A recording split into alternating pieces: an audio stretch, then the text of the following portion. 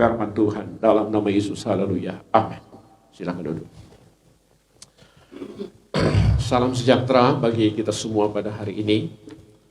Kami mengucapkan selamat ya bagi kita yang masih diberikan Tuhan kesempatan untuk bisa hidup ya, bisa menyempatkan diri kita, baik yang ada di dalam ruangan tempat ibadah maupun mereka yang ada di rumah masing-masing saudara yang tengah menyaksikan. Jadi saudara, perlu kita perhatikan bahwa waktu tetap berjalan terus. Hari ini tidak akan kembali lagi saudara. Dia tetap berguling. Jadi saudara terus dari tahun ke tahun, ya bulan ke bulan, dan dia tidak pernah kembali lagi. Apabila saudara tahun 2021 ini akan selesai, dia akan menanjak pada tahun 2022 dan seterusnya, dan seterusnya. Dan saudara tidak pernah berhenti. Nah justru itu berkat yang kita akan peroleh saudara pada hari ini. Berkat ini saudara tidak kita akan terima besok. Ya. Jadi berkatnya lain, hari ini lain, besok lain saudara. Dan begitu pun juga pertolongan Tuhan dalam hidup kita. Puji Tuhan saudara-saudara, kami masih berada pada pembukaan rahasia meterai keempat. Ya. Jadi seperti apa yang dikatakan dalam Wahyu pasal 6 ayat yang ke-7 dan ayat 8. Mari kita berdiri untuk kita membuka firman Tuhan ini. Di dalam kitab Wahyu pasal yang ke-6 ayat yang ke-7 dan ayat yang ke-8. Ya. Kita akan baca bersama-sama firman Tuhan ini. Wahyu pasal 6 ayat 7 dan ayat yang ke-8 dalam hitungan yang ketiga. 1, 2, 3. Dan ketika anak domba itu membuka meterai yang keempat, aku mendengar suara makhluk yang keempat berkata, "Mari." Dan aku melihat sesungguhnya ada seekor kuda hijau kuning dan orang yang menunggangnya bernama Maut, dan kerajaan maut mengikutinya. Dan kepada mereka diberikan kuasa atas seperempat dari bumi untuk membunuh dengan pedang dan dengan kelaparan, dengan sampar dan dengan binatang-binatang buas yang ada di bumi. Terima kasih saudara, kita lihat terjemahan lama. Apa dikatakan oleh firman Tuhan? Tatkala anak domba itu membuka meterai yang keempat itu, aku dengar suara zat yang hidup yang keempat itu berkata, "Marilah." Maka aku tampak adalah seekor kuda kelabu, dan orang yang duduk di atasnya itu Maut namanya, dan alam maut itu pun mengikut sertanya. Maka kepada keduanya itu dikaruniakan kuasa atas seperempat bumi, akan membunuh dengan pedang, dan dengan kelaparan, dan dengan maut, dan dengan binatang buas-buas di bumi. Ya, seperti apa yang saya sampaikan pada minggu kemarin, saudara, bahwa meterai keempat ini, ya, pada waktu dibuka, maka keluarlah seekor kuda yang disebut adalah hijau kuning kalau di dalam terjemahan baru. Di dalam terjemahan lama disebut adalah kelabu. Kami condong kepada kelabu. Jadi kelabu itu saudara, artinya campuran warna, warna putih atau warna hitam, yang biasa kita sebut abu-abu. Abu-abu atau kelabu itu berarti tidak jelas. Jadi dia memiliki satu jarak pandang saudara yang hanya saudara dekat, dan dia tidak melihat jarak jauh saudara. Nah itu sebabnya ini mengartikan saudara dalam perjalanan kehidupan dunia yang ada sekarang ini. Jadi apabila meterai keempat ini saudara dibuka, dan kemudian saudara sekalian situasi dunia ya dalam berbagai hal, entah itu ekonominya, entah itu bidang rohaninya saudara, dan dalam berbagai bidang saudara sekalian ya. Di sini akan diperhadapkan kepada situasi yang suram. Jadi berarti dalam keadaan situasi yang tidak pasti, yang tidak jelas, sehingga orang bertanya-tanya, kalau begitu mau kemana kita akan pergi? Nah ini, nah sebelumnya terjadi saudara, firman Allah sudah sampaikan. Itu sebabnya firman Allah ini adalah merupakan salah satu buku ya, buku yang ajaib yang mampu menjawab segala pertanyaan yang ada di dalam dunia. Ya. Dan dia menjawab segala zaman. Ingat baik-baik. Dan ini satu buku, satu kitab yang luar biasa, makanya dikenal Alkitab ini, saudara, diwahyukan atau merupakan vision, saudara. Bukan gagasan seorang profesor doktor teologi, tidak, saudara. Tetapi ini adalah satu pernyataan yang diberikan Tuhan kepada para hamba-hambanya, para nabi-nabi dan para rasul-rasul, saudara. Supaya mereka itu bisa mengerti, bisa paham. Ya, karena Alkitab ini adalah buku di atas segala buku. Atau di atas segala pengetahuan, saudara. Ingat baik-baik, saudara. Dan tidak ada yang bisa menyaingi, saudara, pengetahuan atau buku yang ada di dalam dunia tentang Alkitab. Sebelum terjadi Alkitab sudah katakan, saudara. Jadi kalau kita melihat di sini, saudara, tentang keadaan situasi yang ada di dunia ini, berarti kita harus berkaca kepada firman Tuhan. Makanya sebagai orang-orang percaya, orang-orang Kristen, saudara, kalau kita bingung dalam menghadapi situasi yang ada sekarang ini, pelarian kita hanya dua. Pertama, kita baca firman Tuhan. Dan kedua, kita datang di kaki Tuhan untuk berdoa. Berdoa memintakan petunjuk, memintakan pertolongan, memintakan perlindungan dari Tuhan. Jadi apabila kita sudah tahu kebenaran firman Tuhan, makanya jangan sia-siakan waktu yang diberikan Tuhan kepada kita. Waktu kita hanya singkat, saudara. Umur manusia itu, kata Tuhan di dalam Mazmur 90, sesudah zaman Musa, maka kehidupan umur manusia diperpendek, saudara. Maka apa yang dikatakan, saudara, oleh Musa di dalam Mazmur 90, umur manusia itu dikatakan 70. Kalau dia kuat mentok 80. Lewat 80 itu, saudara sekalian, manusia mulai tidak stabil hidupnya, kesehatannya, saudara, cara pikirnya sudah tidak stabil, saudara, mulai menurun. Sampai manusia itu harus istirahat, kembali kepada rumah Bapa. Itu kata Tuhan, bukan kata saya, saudara. Nah, itu sebabnya selagi kita masih diberikan kesempatan waktu yang ada, jangan sia-siakan waktu ini, saudara. Di samping kita mencari hidup, untuk kebutuhan-kebutuhan dalam hidup rumah tangga, menafkahi kehidupan rumah tangga itu yang ada. Tetapi jangan lupa, kehidupan rohani pun juga sangat penting untuk kita cari. Karena kehidupan rohani berhubungan dengan kekekalan, yaitu sorga. Jadi saudara, kalau kita sudah lihat pada meterai yang keempat, apa yang saya jelaskan pada minggu kemarin. Jadi situasi dunia dalam keadaan dikatakan kelabu atau samar-samar dalam banyak hal, saudara.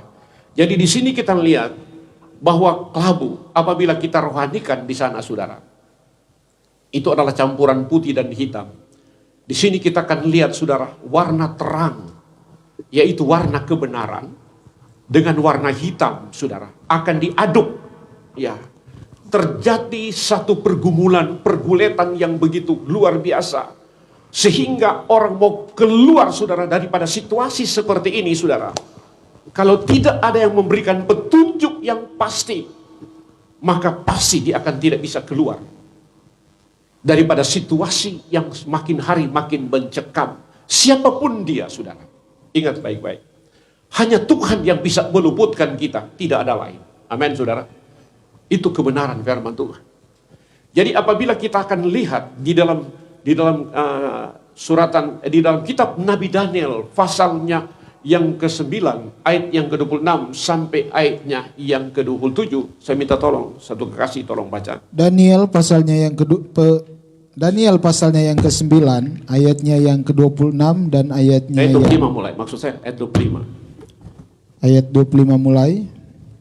Maka ketahuilah dan pahamilah dari saat firman itu keluar, yakni bahwa Yerusalem akan dipulihkan dan dibangun kembali, sampai pada kedatangan seorang yang diurapi, seorang raja. Ada 7 kali 7 masa, dan 62 kali 7 masa lamanya kota itu akan dibangun kembali dengan tanah lapang dan paritnya, tetapi di tengah-tengah kesulitan. Di tengah-tengah kesulitan. Ayat 26. Sesudah ke-62 kali 7 masa itu akan disingkirkan seorang yang telah diurapi, padahal tidak ada salahnya apa-apa. Maka datanglah rakyat seorang raja memusnahkan kota dan tempat kudus itu, tetapi raja itu akan menemui ajalnya dalam air bah. Dan sampai pada akhir zaman akan ada peperangan dan pemusnahan seperti yang telah ditetapkan. Ayat 27. Raja itu akan membuat perjanjian itu menjadi berat bagi banyak orang selama 1 kali 7 masa. Pada pertengahan 7 masa itu ia akan menghentikan korban sembelihan dan korban santapan. Dan di atas sayap kekejian akan datang yang membinasakan, sampai pemusnahan yang telah ditetapkan menimpa yang membinasakan Ayat itu. 27 terjemahan lama. Dalam terjemahan lama ayatnya yang ke-27 dalam Daniel pasal yang ke-9. Maka pada Sabat satu itu akan dinyatakan perjanjian itu kepada beberapa orang dengan kemuliaannya, dan setengah Sabat itu akan memperhentikan korban sembelihan dan persembahan makanan. Dan di atas bumbuhan Ka'bah akan terdiri alamat kerusakan yang haram, sampai semuanya sudah ditumpas, dan suatu kerusakan yang tiada terbaiki lagi, itu sudah dicurahkan kepada si pembinasa itu. Kita klik gambarnya 70 sahabat. Nah, saudara-saudara, jadi di dalam peta kegerakan besar dan kemudian peta antikris, di sini disebutkan bahwa ada satu sabat yang terakhir. Satu sabat itu sama dengan 7 tahun, saudara. Dan ini adalah sabat tahun. Kemudian setelah dibagi 2, 3,5 tahun adalah masa kegerakan rohani, transformasi gereja, yaitu masa penyempurnaan gereja, pemulihan gereja yang terakhir, saudara. Masa pemulihan yang terakhir. Lalu kemudian 3,5 tahun itu, setengah sabat yang terakhir itu adalah zaman kerajaan antikris. Dan apabila akan diserahkan kepada pembinasa itu, bahwa kerusakan ini akan tidak dapat terbaiki lagi. Jadi suatu kerusakan yang tidak akan terbaiki lagi, saudara. Penyebab-penyebab kesusahan dan kerusakan ini, saudara, yang menghantam bumi, menghantam seluruh fasilitas yang ada, menghantam manusia yang ada, saudara, ada bermacam-macam, saudara. Ya, kalau kita lihat, ada bermacam-macam yang akan nanti, saudara, dirasakan oleh penduduk yang ada di dalam dunia ini, saudara. Saya bukan menakuti, tetapi ini adalah nubuatan firman Tuhan. Dan firman Tuhan itu adalah ya dan amin. Kita sementara masuk di dalam penderitaan, dalam kesusahan-kesusahan ini yang sedang mengancam. Kalau kita tidak sadar, saudara, kita sedang masuk ke situ. Kita sudah masuk pada penderitaan-penderitaan. Jadi kalau kita lihat, saudara, kuda kelabu ini di muka kegerakan besar, sebelum memasuki kegerakan besar, ini akan terjadi suatu pergumulan yang begitu berat kepada penduduk dunia, saudara. Ingat baik-baik, ya. Dalam hal rohani, kalau kita lihat, pertarungan antara gelap atau terang adalah bicara kebenaran. Bahkan pun gelap adalah dosa, baik itu dosa pengajaran. Dan di sini akan beraduk, saudara. Akan terjadi suatu peperangan. Jadi perang doktrin, saudara, perang pengajaran akan terjadi. Jadi antara nabi-nabi palsu, rasul-rasul palsu, dan kemudian nabi-nabi benar dan rasul-rasul benar, saudara. Dan di sini kita akan lihat satu pertarungan yang hebat. Sehingga apa yang dikatakan oleh Tuhan dalam Matius 24, ingat baik-baik, jangan barang seorang menyesatkan kamu. Karena banyak Mesias atau Kristus palsu yang akan muncul di akhir zaman. Dan akan menyesatkan begitu banyak orang. Itu yang dikatakan oleh Tuhan Yesus. Matius 24, kita akan lihat. ayat yang keempat, ayat yang ketiga kalau saya tidak salah. Matius pasalnya yang ke-24, mulai ayatnya yang keempat, mulai ayatnya yang ketiga.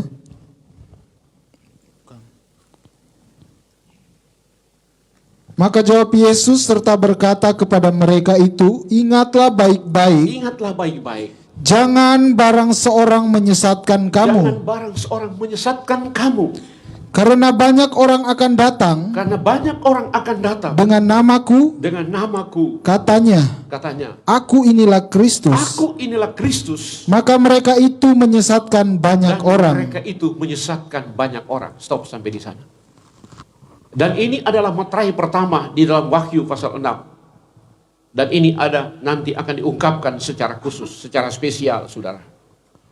Jadi di sini kita akan lihat, saudara. Dan Mesias palsu atau Kristus palsu. Dan dia akan lebih menghebat pada materai yang keempat ini. Sehingga di dalam materai keempat ini, saudara, akan terjadi korban yang begitu besar bagi orang-orang yang mau mencari kebenaran. Justru itu, saudara. Kalau mencari Tuhan kita sekarang ini dengan sungguh-sungguh, supaya kita bisa mencapai klimaks sempurna di dalam Tuhan.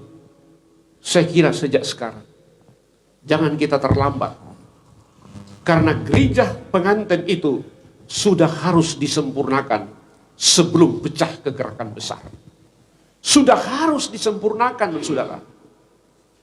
Jadi makanya dikatakan dalam Daniel 9 tadi, bahwa Yerusalem akan dibangun jikalau pada masa yang sulit. Terjemahan lama bilang, jikalau pada masa kepicikan. Kata picik ini, saudara, sempit, susah. Karena kalau kita lihat pada masa kepicikan ini, saudara, ingat baik-baik, penderitaan, kesusahan dalam berbagai hal. Sehingga, saudara-saudara, gereja harus bergumul dengan sungguh-sungguh. Ekstra pergumulan harus ada. Ekstra doa itu harus ada. Karena apa yang dikatakan oleh Tuhan di dalam Lukas 21. Hendaklah kamu kuat berdoa. Jadi doa ini yang perlu dilipat gandakan, saudara. Supaya kamu kuat melepaskan diri daripada apa yang terjadi. Kita lihat dalam Lukas 21 ayat yang ke-34. Ya. Apa yang dikatakan oleh firman Tuhan? Lukas 21 ayatnya yang ke-34. Jagalah dirimu. Jagalah dirimu. Supaya hatimu jangan syarat oleh pesta pora, dan kemabukan, serta kemabukan, serta kepentingan-kepentingan duniawi, serta kepentingan duniawi yang diutamakan. Dan supaya hari Tuhan itu jangan dengan tiba-tiba jatuh ke atas dirimu seperti suatu jerat. Nah, jadi apabila hari Tuhan akan tiba itu, kalau kita tidak waspada, kita tidak sungguh-sungguh, akan terentang seperti jerat. Ya. Kalau kita sudah terjerat pada sulitnya untuk mencari Tuhan, nah kita terperangkap itu. Jerat artinya perangkap, masuk jerat. Kita terus ayat 35. Sebab ia akan menimpa semua penduduk di bumi ini. Ayat 36. Berjaga-jagalah senantiasa sambil berdoa. Itu sebabnya berjaga-jagalah senantiasa sambil berdoa. Supaya kamu beroleh kekuatan. Untuk luput dari semua yang akan terjadi itu. Dan supaya kamu tahan berdiri. Di hadapan anak manusia. Berarti kita harus selalu berada standby dalam hadirat Allah. Ini yang dimaksud oleh firman Tuhan. Karena semua akan menimpa, ya. Karena ini akan terjadi menimpa semua penduduk. Itu dalam ayat 35. Ayat 35 coba kita lihat. 35 apa yang dikatakan oleh firman Tuhan? Sebab ia akan menimpa semua penduduk bumi ini. Sebab ia akan menimpa semua penduduk bumi ini tanpa kecuali. Ini firman Tuhan. Jadi sekarang inilah, saudara, kesempatan bagi kita untuk terus mengejar dan mencari Tuhan dan kebenaran serta pengajarannya. Jangan lagi kita, saudara sekalian, ya istilah Jakarta, banyak molor-molor waktu, saudara. Lalu saudara sekalian, ya kalau ada waktu, ya kita boleh bersekutu dengan Tuhan. Kalau ada waktu, saudara, kita boleh ibadah. Kalau tidak ada waktu, wah.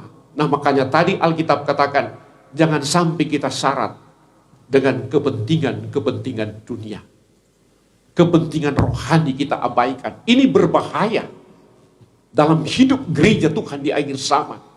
Kita menghadapi satu situasi very koloso itu dalam istilah Jawa, yaitu nyempret bahaya, saudara.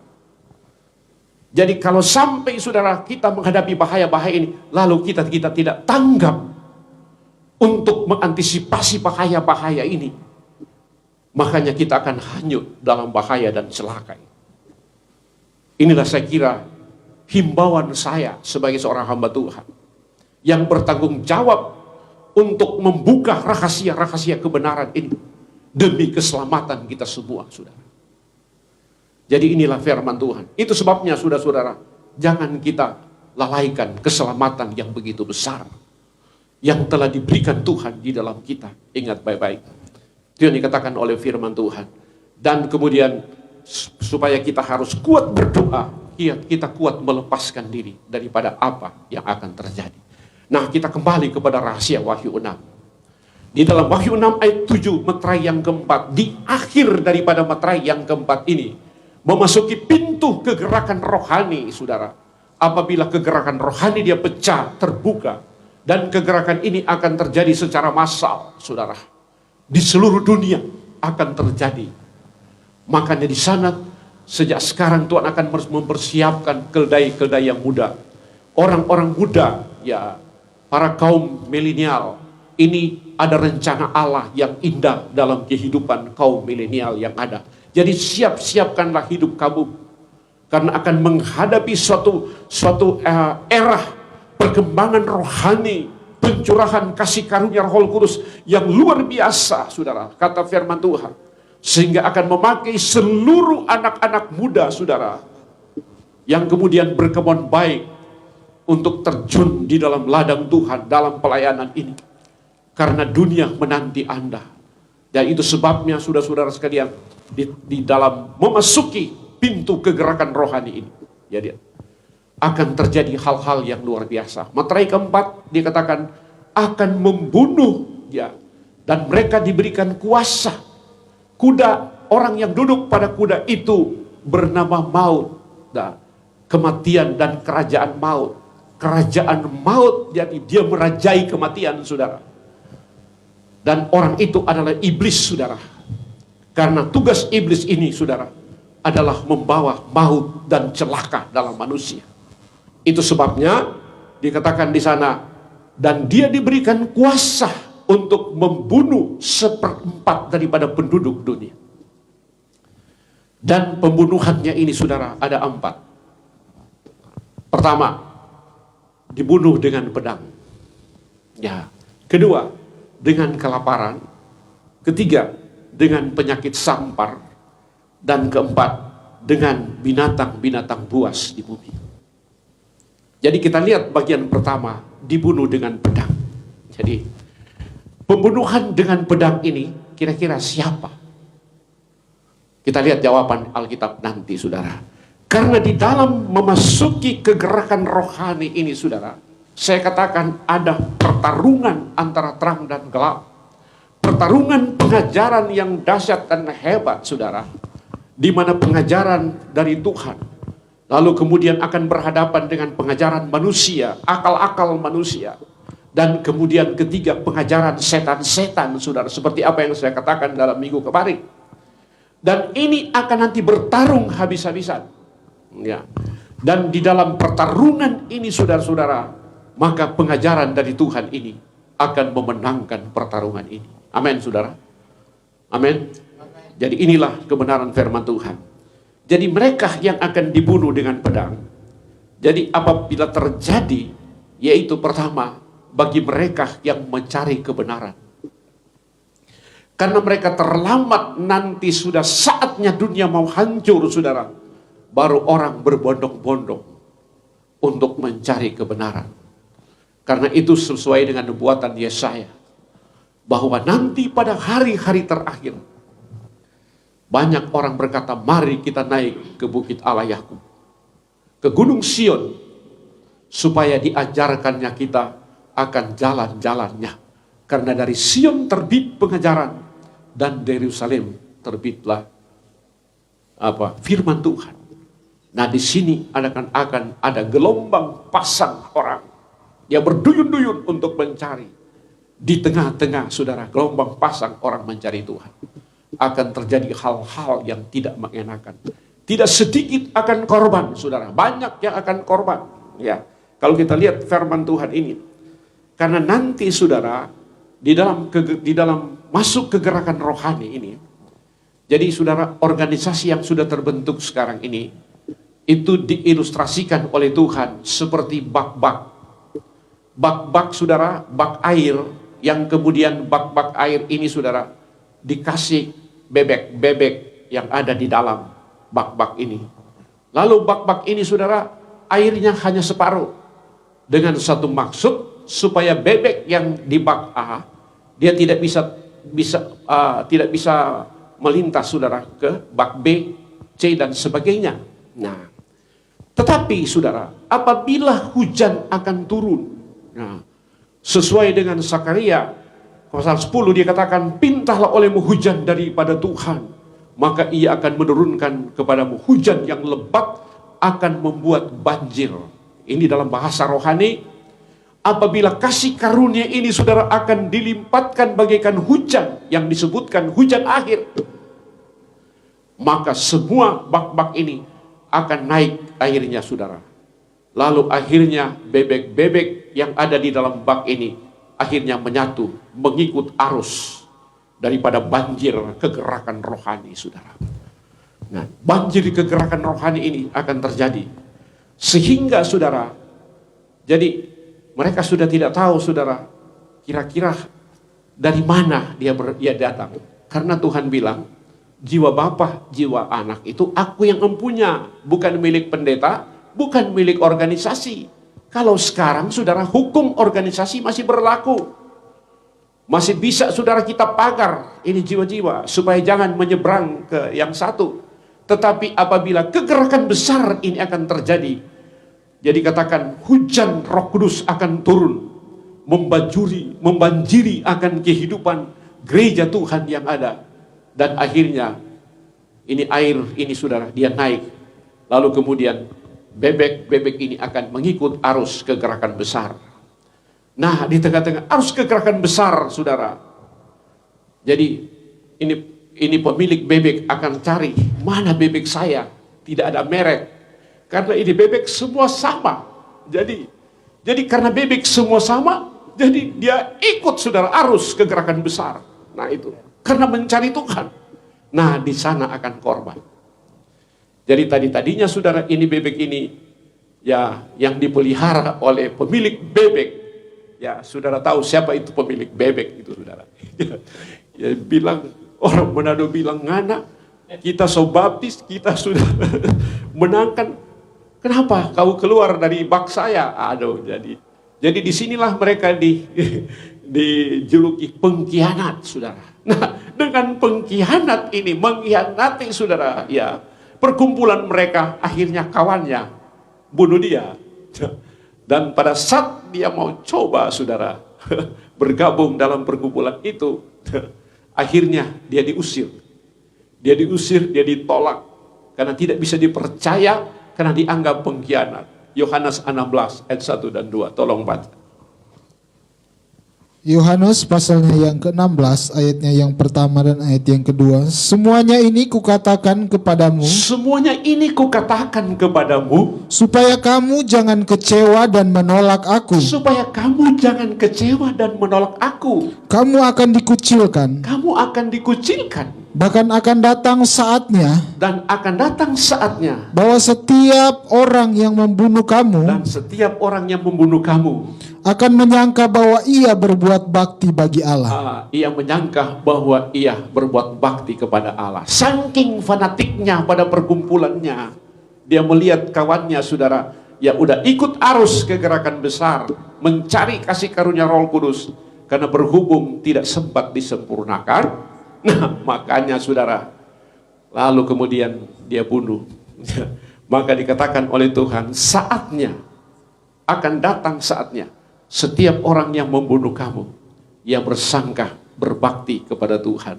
Jadi dia sangka apa yang dia sudah pertahankan dalam perkumpulannya, bahwa dia apabila membunuh itu udah benar. Nah, ini berbahaya, saudara. Ini salah satu, saudara sekalian, doktrin yang harus dipertanyakan, saudara. Kefanatikan yang tidak benar, yang tidak berdasar, ini akan mengundang, saudara, malapetaka ya dalam kehidupan manusia. Dan syukurlah pada saat itu kalau hukum masih berlaku.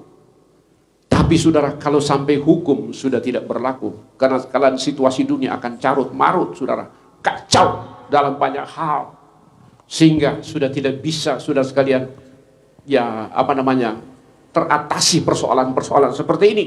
Karena di dalam Matius pasal 15, pasal 24 ayat 15, dan ini nanti kalau bekerja sama dengan satu sistem pemerintahan yang melarang dan anti Tuhan. Coba kita lihat apa yang dikatakan oleh firman Matius 24 ayat 15. Jadi apabila kamu melihat pembinasa keji berdiri di tempat kudus, ya, pembinasa keji terjadi di tempat kudus, berdiri, ya, menurut firman yang disampaikan oleh Nabi Daniel, ya, para pembaca hendaklah memperhatikannya. Ya, terjemahan lama.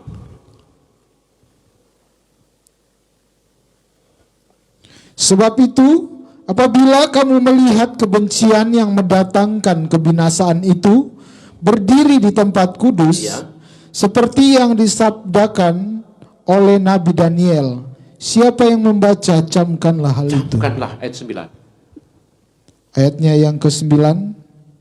Pada masa itu, kamu akan diserahkan orang,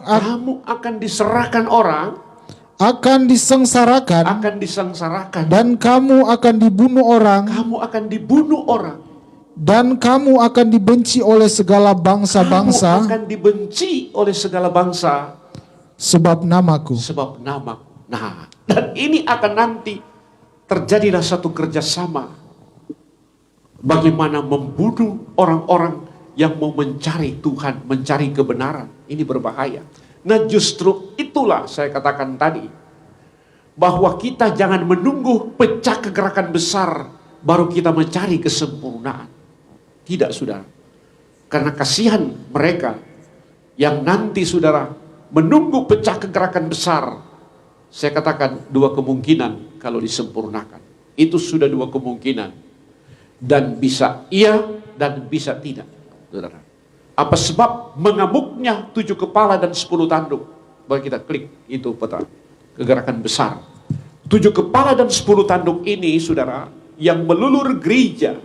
Dan ini adalah gambaran dari hal 7 negara dan 10 negara yang akan nanti bekerja sama sesuai nubuatan Mazmur pasal yang kedua ayat 1 dan 2. Maka dikatakan bahwa resah atau rusuh bangsa-bangsa, dan kemudian dikatakan bahwa raja-raja akan bersepakat untuk melawan Tuhan, menentang kebenaran.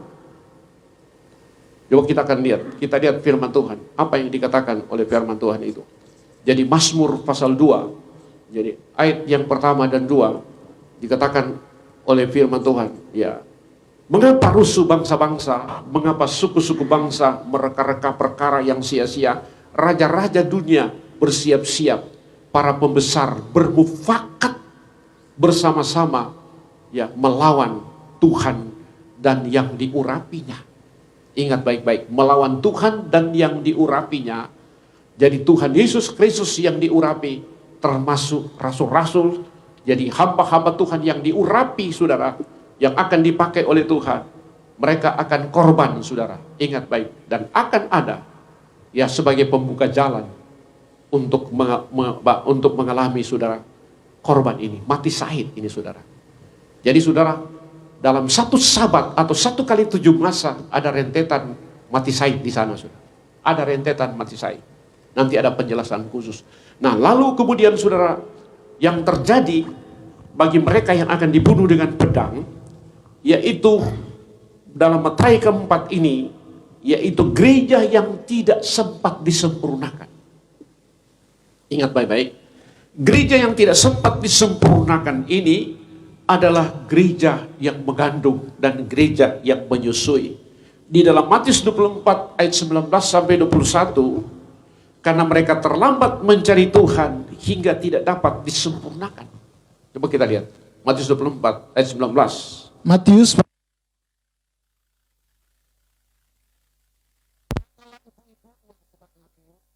atau yang menyusukan bayi pada masa itu, berdoalah supaya waktu kamu melarikan diri itu jangan jatuh pada musim dingin dan jangan pada hari Sabat, sebab pada masa itu akan terjadi siksaan yang dahsyat seperti yang belum pernah terjadi sejak awal dunia sampai sekarang dan yang tidak akan terjadi lagi.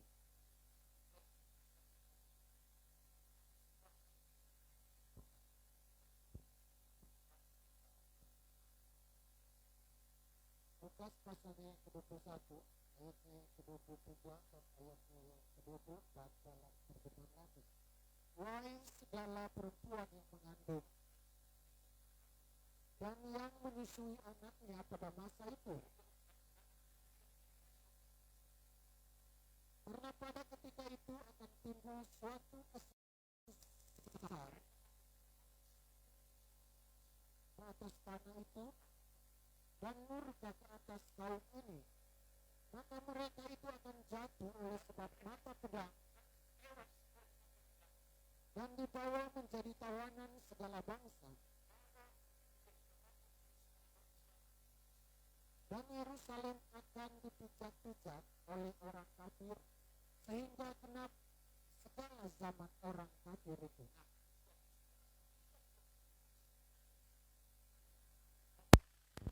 Perempuan yang mengandung, bahasa rohaninya, perempuan adalah gereja. Mengandung artinya tidak mengalami kelahiran baru. Seperti apa yang dikatakan oleh Yesus dalam percakapannya dengan Nikodemus. Kalau engkau tidak dilahirkan kembali, engkau tidak akan bisa masuk ke dalam kerajaan Allah. Jadi mereka tidak sempat disempurnakan. Dan oleh karena mereka terlambat mencari kebenaran, ya, sehingga mereka lah yang akan masuk, saudara, yang dikatakan oleh firman Tuhan, dimakan pedang. Mereka tewas oleh karena dimakan pedang. Nah, jadi saudara, inilah rahasianya, ya, dalam kitab Wahyu pasalnya yang ke-6, ayat yang ke-7 dan 8 itu. Jadi, dan yang korban mereka bukan sedikit, banyak yang korban, saudara, di antara mereka. Ya. Itu sebabnya saat-saat inilah kita harus mencari. Dan sekarang, saudara, ada beberapa hal yang perlu kita cari. Dan sekarang kita harus kejar. Jangan terlambat. Dan kalau kita tidak akan memenuhi target untuk kita miliki ini, saudara, berbahaya. Pertama, kita mencari pengajaran. Yesaya 8 ayat 20 sampai 22. Tolong kita lihat. Yesaya pasal 8 ayat 20 sampai 22. Yesaya pasalnya yang ke-8 ayat 20 hingga ayat 22. Carilah pengajaran dan kesaksian. Carilah pengajaran dan kesaksian. Siapa yang tidak berbicara sesuai dengan perkataan itu, Siapa yang tidak berbicara sesuai dengan perkataan itu, maka baginya tidak terbit fajar. baginya tidak terbit fajar. Ayat 21. Mereka akan lalu lalang di negeri itu, Mereka akan lalu lalang di negeri itu, melarat dan lapar. melarat dan lapar. Dan apabila mereka lapar, Apabila mereka lapar, mereka akan gusar dan akan akan gusar. mengutuk rajanya mengutuk rajanya dan Allahnya. dan Allahnya. Mereka akan menengadah ke langit Ya, dan akan melihat ke bumi, dan sesungguhnya hanya kesesakan dan kegelapan, kesuraman yang mengimpit, dan mereka akan dibuang ke dalam kabut. dalam kabut. Inilah orang yang tidak punya pengajaran. Nah, justru itu firman Tuhan katakan, carilah pengajaran supaya engkau memiliki kesaksian untuk menjadi berkat. Karena orang yang tidak berbicara sesuai dengan pengajaran itu, baginya lah tidak akan terbit fajar. Artinya, kalau tidak terbit fajar, berarti dia tidak punya pengharapan di dalam Tuhan. Amin, saudara. Nah, kalau dia tidak punya pengharapan, putus pengharapan.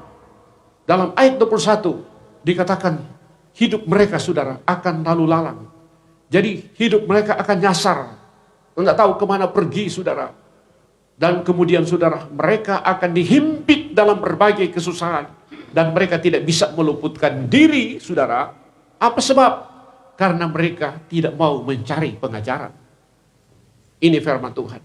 Dan ujungnya mereka akan dibuang ke dalam kabut. Ya, ke dalam kabut, dalam kehidupan yang tidak pasti. Kabut artinya dibuang ke dalam kabut, dalam kehidupan yang tidak pasti. Dan sudah tentu tidak ada jalan keluar.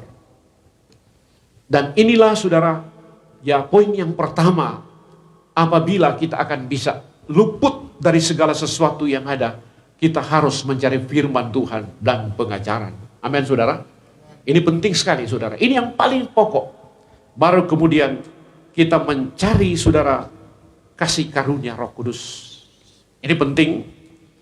Di dalam kitab Kisah 19, coba kita baca ayat 1 dan 2. Kisah Rasul pasalnya yang ke-19 ayat yang pertama dan ayat yang kedua. Ketika Apolos masih di Korintus, Paulus sudah menjelajah daerah-daerah pedalaman dan tiba di Efesus. Di situ didapatinya beberapa orang murid. Ayat yang kedua, katanya kepada mereka, "Sudahkah kamu menerima Roh Kudus Sudahkah kamu menerima Roh Kudus ketika kamu menjadi percaya?" ketika kamu menjadi percaya? Akan tetapi mereka menjawab Mereka dia, menjawab, Belum. Belum. Bahkan kami belum pernah mendengar bahwa ada Roh Kudus." inilah situasi gereja. Kalau sampai, saudara, gereja ini, saudara, belum dipenuhkan oleh Roh Kudus. Makanya waktu Paulus bertemu dengan murid daripada Yohanes Pembaptis, maka pertanyaannya dia, pertanyaan Paulus ini benar-benar, saudara sekalian, ya, menghantam, sudah menggugah hati mereka. Sudahkah kamu beroleh Roh Kudus? Ya, garis bawah itu. Sudahkah Anda beroleh Roh Kudus tatkala Anda menjadi orang Kristen? Saudara jawab sendiri. Ya. Sebab itu Paulus katakan, hendaklah kamu penuh dengan Roh Kudus. Kenapa harus Roh Kudus penting? Karena justru itulah yang akan bisa meluputkan gereja. Karena dalam nubuatan Yoel 2 dan Kisah pasal 2, khotbah Petrus, inilah yang disabdakan oleh Nabi Yoel, bahwa pada akhir zaman aku akan mencurahkan roh kepada manusia. Anak laki-laki dan perempuan akan bernubuat. Orang muda akan melihat penglihatan-penglihatan. Orang tua akan mimpi berbagai mimpi, saudara. Dan justru dengan kasih karunia ini memberikan solusi, jalan keluar bagi kita untuk keluar dari berbagai himpitan hidup yang ada. Karena di dalam kasih karunia Roh Kudus ada mujizat yang akan kita rasakan di dalam mengiring Tuhan. Amin, saudara. Ini penting. Jadi di dalam kitabnya apa yang dikatakan oleh firman Tuhan. Efesus pasal 5 ayat 18. Coba kita lihat. Kita klik di sana. Efesus pasalnya yang kelima, ayatnya yang ke-18. Dan janganlah kamu mabuk oleh anggur, Janganlah kamu mabuk oleh anggur. karena anggur menimbulkan hawa nafsu. Terus, Tetapi hendaklah kamu penuh dengan roh. tetapi hendaklah kamu penuh dengan roh. Anggur diartikan, diterjemahkan perkara-perkara dunia. Jangan sampai kita mabuk dengan perkara-perkara dunia, dengan segala kemewahan, saudara, yang ada. Lalu kita mabuk dengan itu. Lalu kemudian kita tidak memiliki Roh Kudus. Tapi Paulus bilang, hendaklah kamu penuh dengan Roh Kudus. Dan kemudian ketiga, sesudah kita memiliki ya kepenuhan Roh Kudus, kita perlu mencari karunia. Ya. Di dalam kitab 1 Korintus 14 ayat yang ke-12, kita cari supaya berkelimpahan di dalam Tuhan. Kita lihat itu firman Tuhan. 1 Korintus 14 ayat yang ke-12. 12. Demikian pula dengan kamu. Kamu memang berusaha untuk memperoleh karunia-karunia roh. Tetapi lebih dari kepada itu, hendaklah kamu berusaha mempergunakannya untuk membangun jemaat. Terjemahan lama, tolong. Dalam terjemahan lama, demikianlah juga kamu, sedang kamu mengusahakan dirimu akan beroleh karunia rohani, Diri kamu untuk mencari karunia rohani, carilah supaya kamu berkelimpahan di dalam hal meneguhkan iman sidang jemaat. Carilah supaya kamu berkelimpahan di dalam meneguhkan iman atau rohani kita. Jadi dengan perantaran karunia-karunia saudara yang limpah di dalam kita, kehidupan rohani kita tetap terbangun. Amin saudara. Tidak tidur saudara, terbangun saudara. Inilah rahasia kebenaran apabila kasih karunia bertumbuh di dalam kita saudara. Dan dia saudara dipergunakan ya secara maksimal. Manifestasi, kasih karunia bermanifestasi di dalam pertumbuhan gereja. Maka inilah ya saudara akan membawa gereja untuk menuju kepada kesempurnaan saudara. Dan yang keempat, merebut atau mengejar kasih karunia atau buah-buah roh kudus di dalam 1 Korintus 14 ayat yang pertama. Coba kita lihat 1 Korintus 14 ayatnya yang pertama. Kejarlah kasih itu dan usahakanlah dirimu memperoleh karunia-karunia roh, terutama karunia untuk bernubuat. Ya, dikatakan kejarlah kasih. Kasih apa? Adalah buah roh. Kalau dihubungkan dengan Galatia 5, di situ ada 9 buah roh, saudara. Yang perlu kita cari apabila gereja dikatakan yang memiliki pengajaran firman, memiliki kepenuhan Roh Kudus dalam hidupnya, lalu kemudian limpah dengan kasih karunia, lalu dengan buah-buah Roh Kudus, saudara. Dan inilah yang dikatakan oleh firman, gereja akan sempurna. Amin, saudara. Gereja akan sempurna.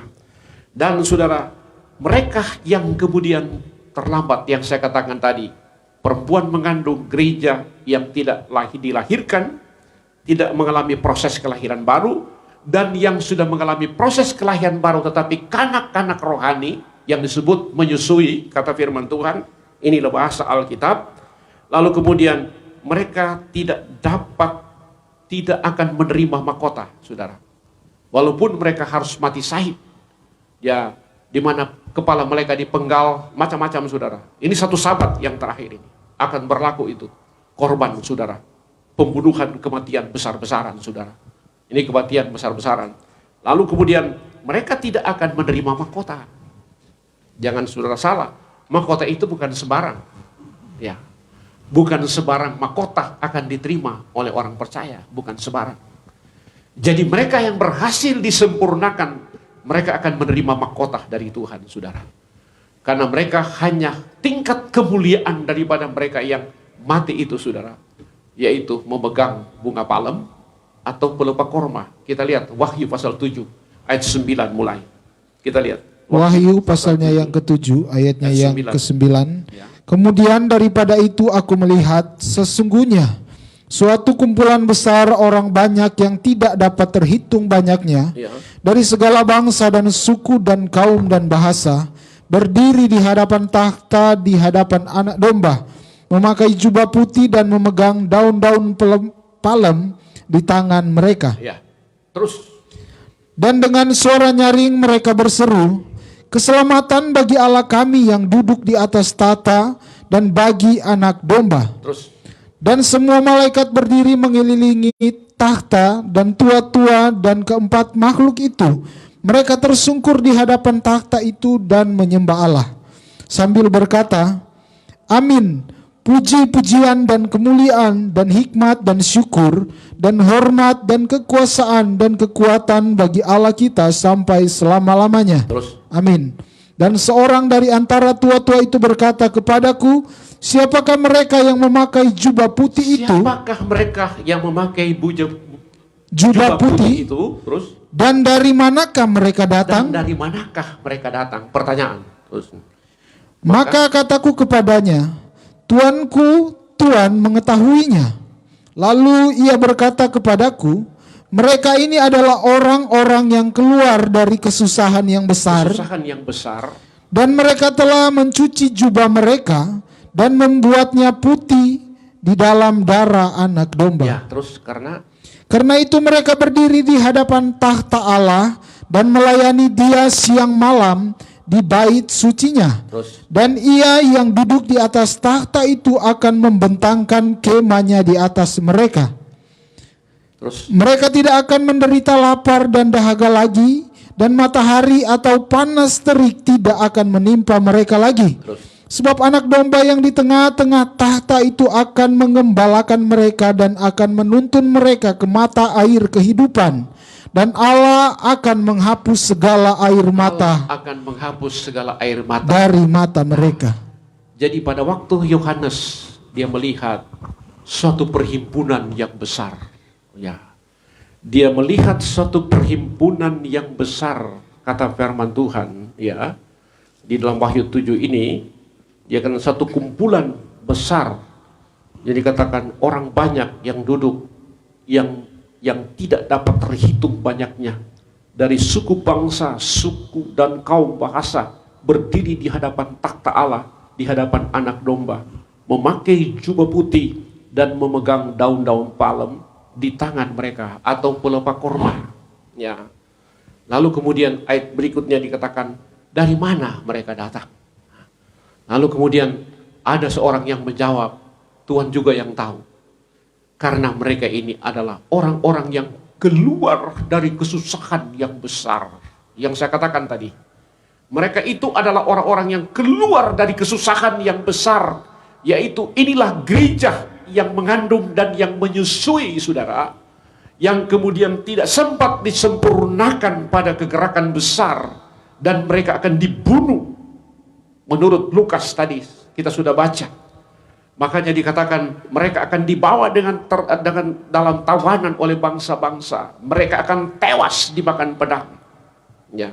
Ini rahasia daripada Wahyu pasal 6 ayat 7, yaitu kuda kelabu.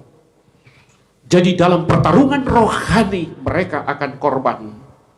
Dan saudara, apalagi saudara, dikatakan peraturan-peraturan bangsa dan negara yang akan menghadang, yang dikatakan bermufakat untuk melawan Tuhan dan yang diurapinya termasuk orang-orang yang menjadi pengikutnya. Kalau mereka tidak sempat disempurnakan, mereka akan siap berhadapan dengan mata pedang. Dan dikatakan mereka akan dibunuh oleh mencari kebenaran. Untuk mencari kebenaran aja mereka dibunuh. Sudah bayangkan itu. Nah sekarang kebenaran Injil itu ditawarkan murah. Kebenaran firman Tuhan ditawarkan murah kepada kita. Dan kita mau cari tanpa kita bayar, kita akan bisa miliki. Tapi nanti kalau pada satu saat seperti nubuatan Amos dia katakan, ya, orang akan mengembala dari timur ke barat, selatan dan utara untuk menuntut firman. Tetapi firman sudah tidak ada. Nah di situ akan rebah mati.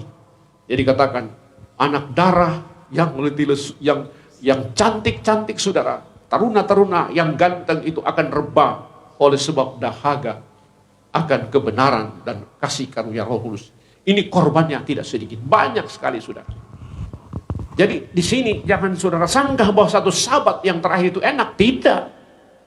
Dalam penyempurnaan gereja Yerusalem akan dibangun pada masa kesulitan, pada masa kepicikan, kesempitan. Jadi jangan tunggu saudara cari Tuhan dengan sungguh-sungguh untuk kegerakan besar. Ceritanya sudah lain, saudara. Itu sebabnya selagi saudara masih hidup sekarang ini, inilah kesempatan bagi kita, saudara, untuk mencari Tuhan dengan sungguh-sungguh. Dan apabila mereka akan, ya saudara sekalian, ya dibunuh, saudara, dan penglihatan Yohanes inilah yang disebut di dalam Wahyu 20 ayat 4. Coba kita lihat. Yohanes melihat. Wahyu pasalnya yang ke-20 ayatnya yang keempat. Lalu aku melihat tahta-tahta dan orang-orang yang duduk di atasnya. Kepada mereka diserahkan kuasa untuk menghakimi. Aku juga melihat jiwa-jiwa mereka yang telah dipenggal kepalanya, karena kesaksian tentang Yesus, dan karena firman Allah, yang tidak menyembah binatang itu, dan patungnya, dan yang tidak juga menerima tandanya pada dahinya dan tangan mereka, dan mereka hidup kembali dan memerintah sebagai raja bersama-sama dengan Kristus untuk masa 1000 tahun. Ya, jadi saudara sekalian, kalau kita lihat di sini pernyataan Rasul Yohanes dalam Wahyu 20 ayat 4, maka dia melihat saudara tahta dan kemudian di sana ada orang-orang yang dipenggal kepala. Nah, saudara bayangkan. Dan ini terjadi pada sangkakala yang kelima. Sangkakala yang kelima pada zaman antikris. Jadi pendek kata satu sahabat terakhir itu selama 7 tahun adalah masa penderitaan. jadi pembunuhan massal bagi mereka yang mencari Tuhan. Tapi bagi gereja Tuhan yang disempurnakan, saudara akan disimpan oleh Tuhan. Dan tidak ada satu tangan yang akan bisa menyentuh Anda. Ini kena dengan rahasia yang dikatakan oleh Tuhan, sehelai rambut tidak akan gugur apabila tidak seizin Tuhan. Amin, saudara. Tapi kalau seizin Tuhan, ya materai kelima lah, engkau akan dapat. Tapi kalau tidak seizin Tuhan, walaupun engkau dikejar-kejar, engkau akan disimpan. Itu sebabnya pada masa kegerakan besar, gereja yang disempurnakan roh, jiwa, dan tubuh akan disimpan oleh Tuhan. Kenapa disimpan oleh Tuhan? Tuhan menyatakan dalam satu penglihatan, ya. Lalu kemudian karena 7 kepala dan 10 tanduk, ini saudara, dan mereka punya pengetahuan sempurna. Makanya dikatakan 7 kepala, 10 tanduk. Angka 7, sempurna pengetahuan mereka. Mereka mau deteksi, saudara, sesuatu yang tersembunyi, walaupun berapa ribu meter ke dalam, akan bisa terdeteksi. Saudara mau sembunyi di mana? Ya, itu pasti saudara akan bisa dideteksi, saudara. Dicari oleh antikris. Jadi kita tidak bisa melarikan diri. Tetapi saudara, kalau Tuhan yang akan menolong kita, walaupun mereka masuk dari ruangan ini, saya pun saudara, kalau tidak diizinkan Tuhan, mereka tidak lihat. Ya itu. Mereka tidak lihat, saudara. Mereka mutar-mutar, mana ini orang? Tidak lihat, saudara. Ini cara Tuhan meluputkan gereja yang sempurna. Makanya tidak ada satu tangan yang bisa menyentuh gereja pengantin yang sempurna. Jadi apabila saudara dia berada di dalam Tuhan. Ini kata firman Tuhan. Sedangkan pun Mazmur 90, 1000 orang akan jatuh pada 10.000 sebelah kanan. Engkau tidak akan sampai. Amin, saudara. Dan inilah kedahsyatan pembelaan Tuhan bagi umat Tuhan. Apakah kita di tengah-tengah mengiring Tuhan ini dalam ujian yang mungkin saudara hanya kecil aja, lalu kita mulai bilang Tuhan jahat, Tuhan tidak pelihara, dan Tuhan tidak bela, itu sudah keterlaluan kita, saudara. Dan kita sudah banyak melihat mujizat dan pertolongannya dalam hidup ini. Nah itu sebabnya saudara-saudara sekalian, marilah kita akan lihat apa yang akan terjadi di akhir zaman ini. Jadi inilah yang mati dengan pedang dalam kuda kelabu ini, dalam meterai yang keempat ini. Lalu kita lihat poin yang kedua, mati dengan kelaparan. Mati dengan kelaparan. Nah, yang menunggang kuda itu adalah iblis, dan dikatakan maut dan kerajaan maut mengikuti dia. Jadi kelaparan, orang yang mati kelaparan ini bukan sedikit banyak. Kenapa kelaparan harus terjadi? Beberapa penyebab. Ya, dalam meterai keempat ini dunia diperhadapkan pada perekonomian yang tidak pasti. Dengan perekonomian yang tidak pasti ini, saudara, ada beberapa penyebab. Terjadinya inflasi. Ya. Terjadinya inflasi yang dikatakan oleh firman Tuhan, di mana harga-harga dia merangkak naik. Ya. Dalam merangkak naik, dan inflasi terbagi dalam 4 bahagian. Pertama adalah inflasi ringan atau merayap, yang disebut dalam bahasa Inggris adalah creeping inflation. Jadi inilah saudara, secara perlahan tetapi pasti. Amin, saudara. Sehingga orang mulai menjerit, saudara. Wah, kenapa inflasi? Inflasi artinya ketidakseimbangan perekonomian yang ada. Sudah lihat sekarang, kalau dulu harga ayam 1 ekor masih kita bisa temukan 12.000, 13.000. Sekarang mana? 30, 40, 5.000, 45.000. Malah saudara lebih. Jadi dia mulai merangkak naik, saudara. Ini yang disebut adalah inflasi ringan, saudara. Dan kemudian kedua, inflasi sedang, yang disebut adalah galloping inflation. Ya. Jadi inflasi ini, saudara, atau inflasi ini adalah inflasi sedang. Dan inflasi ini, saudara, dia kurang lebih 10-30% terjadi inflasi ini, dan kemudian masih bisa dikendalikan oleh para ahli-ahli ekonomi. Tetapi apabila masuk pada inflasi yang berat, yang disebut high inflation, Itu inflasi yang sangat berat. Inflasi yang berat. Ya. Dan kemudian ekonomi mulai kacau. Ekonomi mulai kacau, terutama menghantam orang-orang yang gaji pas-pasan. Ya, kalau orang gaji pas-pasan, saudara, ingat baik-baik, saudara. Jangan saudara bergantung kepada gajimu, karena kita menghadapi kesusahan ini, saudara-saudara, ya, yang paling mujarab atau yang paling luar biasa, kalau kita dipelihara Tuhan oleh mujizatnya. Amin, saudara. Ini, dan orang gaji pas-pasan ini, kalau dia punya gaji, saudara, ya, misalnya 3 juta, sementara pengeluarannya 5 juta, waduh, itu gali lubang, tutup lubang namanya, saudara. Dan akhirnya dia bisa jual barang-barang berharga dan sebagainya. Saudara tanya di Penggadaian, kalau ada banyak barang-barang yang berharga, sudah gak bisa ditebus lagi, saudara. Nah, inilah bahaya-bahaya kelaparan yang mengancam manusia. Ya. Lalu kemudian dikatakan inflasi yang sangat berat. Inflasi sangat berat ini yang disebut adalah hyperinflation. Jadi inflasi sangat berat ini yang disebut menyebabkan ekonomi kacau balau, saudara. Sudah tidak bisa terkendali. Ini baru poin pertama ini, saudara. Terjadinya inflasi, lalu kemudian, saudara, karena harga barang, saudara, dia melonjak, naik terus menerus, saudara. Tidak pernah turun-turun barang ini. Sementara gaji yang kita miliki seakan-akan tidak mampu, saudara, menutupi kebutuhan di dalam rumah tangga. Nah, ini kena dengan materai ketiga. Secupak gandum sedinar harganya, jelai 3 cupak harganya, 1 dinar harganya. Tetapi minyak dan anggur janganlah engkau rusakkan. Amin, saudara. Nah, di sini benar-benar gereja Tuhan akan hidup oleh mujizat, saudara. Hanya berharap oleh mujizatnya.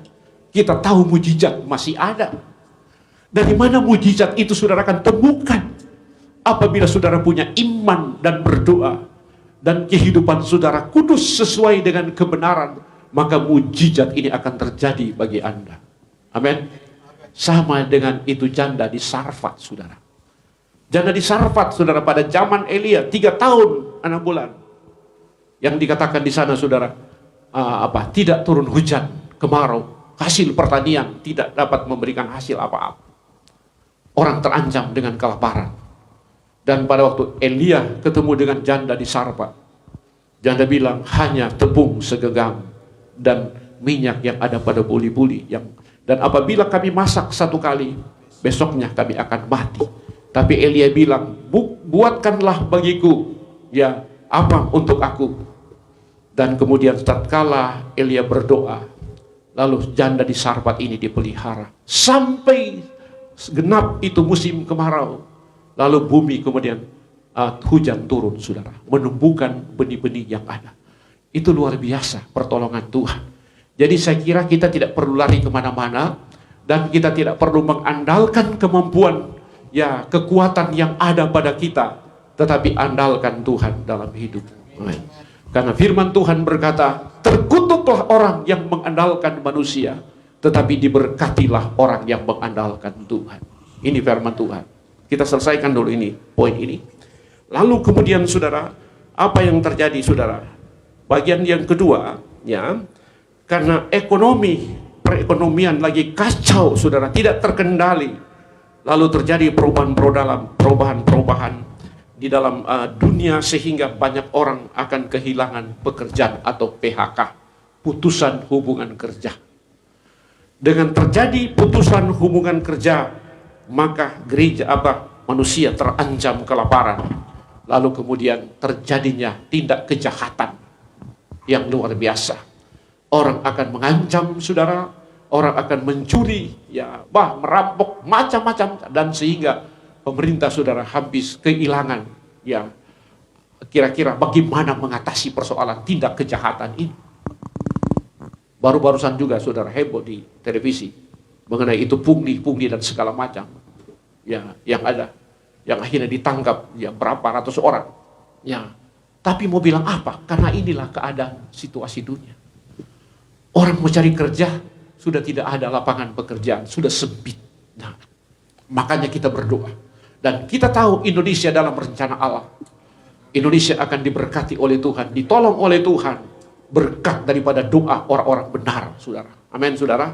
Itu sebabnya supaya kita akan mengalami kehidupan yang pasti, yang kemudian jaya untuk menghadapi, saudara, kegerakan rohani yang sudah tidak lama lagi. Salah satu Indonesia adalah jadi sponsor. Jadi katakan dari timur memancar kebenaran. Jadi seperti kilat memancar dari timur ke barat, demikian kedatangan Anak Manusia. Di situ ada rahasia yang diungkapkan Tuhan mengenai Indonesia merupakan negara dari timur. Lalu kemudian, saudara, kedua, kelaparan penyebab kelaparan adalah bencana-bencana. Ini bencana-bencana alam. Jadi makanya apa yang dikatakan oleh Tuhan dalam Matius 24 ayat 7 dan 8. Coba kita baca. Matius pasal yang 24 ayatnya yang ke-7 dan ayat yang ke-8. Sebab bangsa akan bangkit melawan bangsa, Bangsa akan bangkit melawan bangsa, dan kerajaan melawan kerajaan. kerajaan melawan kerajaan. Akan ada kelaparan dan gempa bumi di berbagai tempat. Akan ada kelaparan dan gempa bumi di berbagai tempat. Akan tetapi semuanya itu Ya. barulah permulaan penderitaan menjelang zaman baru. Semuanya itu baru permulaan penderitaan menjelang zaman baru. Ini baru awal penderitaan. Belum masuk pada penderitaan yang dahsyat, yang luar biasa. Ya, di sini dikatakan gempa bumi. Ya, apa yang dikatakan oleh Tuhan? Gempa bumi ini yang menyebabkan hancurnya sentra-sentra ekonomi. Jadi saudara tahu, seperti infrastruktur, jembatan, lalu kemudian irigasi, dan jalan-jalan dan sebagainya, yang menghubungi dari satu daerah ke daerah yang lain. Nah, sehingga saudara, dengan kerusakan-kerusakan inilah, jadi manusia akan dilanda dengan kelaparan yang besar, dan tidak sedikit orang akan korban dalam kesusahan ini.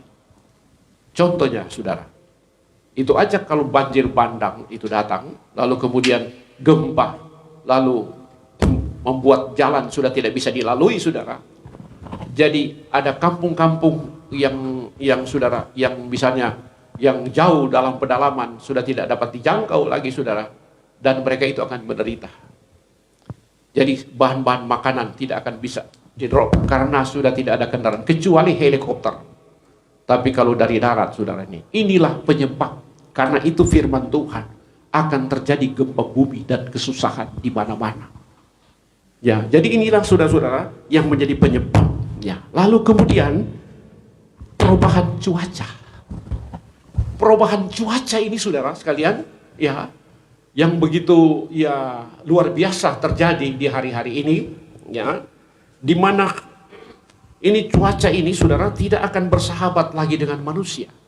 Kalau kita lihat di dalam kitab Matius pasal 24, ya, pertama ada musim panasnya, ada curah hujan. Kita lihat musim panasnya. Matius 24 ayat 32 dan 34. Matius 24 ayatnya yang ke-32 dan 34. Tariklah pelajaran dari perumpamaan tentang pohon ara. Apabila ranting-rantingnya melembut dan mulai bertunas, kamu tahu bahwa musim panas sudah dekat. Musim panas sudah dekat. Ayat 33. Ya. Demikian juga, jika kamu melihat semuanya ini, ketahuilah bahwa waktunya sudah dekat. Sudah di ambang pintu. Sudah di ambang pintu. Jadi waktunya sudah dekat dan sudah di ambang pintu. Lalu kita lihat, saudara, perubahan cuaca, curah hujan. Lalu kemudian angin, gelombang, dan banyak hal akan terjadi. Di dalam Injil Lukas pasal 21 ayat 25 dan 26. Injil Lukas pasal 21 ayat 25 dan 26. Dan akan ada tanda-tanda pada matahari, ada tanda-tanda pada matahari dan bulan, dan bintang-bintang, ya, dan di bumi bangsa-bangsa akan takut dan bingung menghadapi deru dan gelora laut.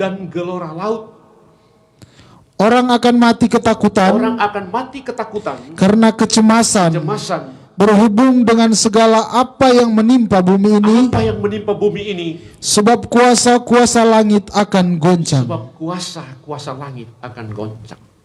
Amin, saudara. Sehingga sudah tidak terkendali. Inilah yang dikatakan bahwa cuaca itu, bahwa bumi sudah tidak bersahabat dengan manusia. Kenapa? Karena manusia sudah banyak berbuat dosa. Roma 6 bilang 23, akibat dosa. Jadi upah dosa adalah maut. Tetapi kasih karunia itu akan membawa hidup dan sentosa bagi gereja Tuhan.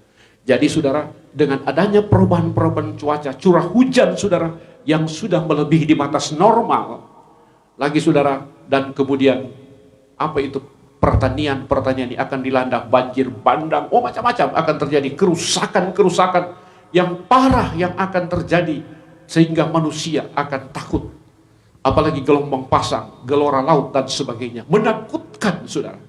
Dan ini bukan saya menakutkan Anda, tetapi ini adalah firman. Jadi firman tidak bisa kita bantah. Kalau apa yang terjadi, apabila kamu melihat segala sesuatu yang terjadi, bahwa Tuhan sudah di muka pintu. Amin saudara. Jadi untuk sekarang, marilah kita siapkan hidup kita. Jangan main-main cari Tuhan. Jadi jangan sampai saudara, kita punya kesempatan untuk cari Tuhan, lalu kita sia-siakan kesempatan ya. Kesempatan tidak selamanya ada. Itu sebabnya selagi masih ada kesempatan, carilah Tuhan supaya saudara boleh hidup. Tuhan memberkati kita semua. Mari kita berdiri, kita masuk di dalam doa dan penyembahan.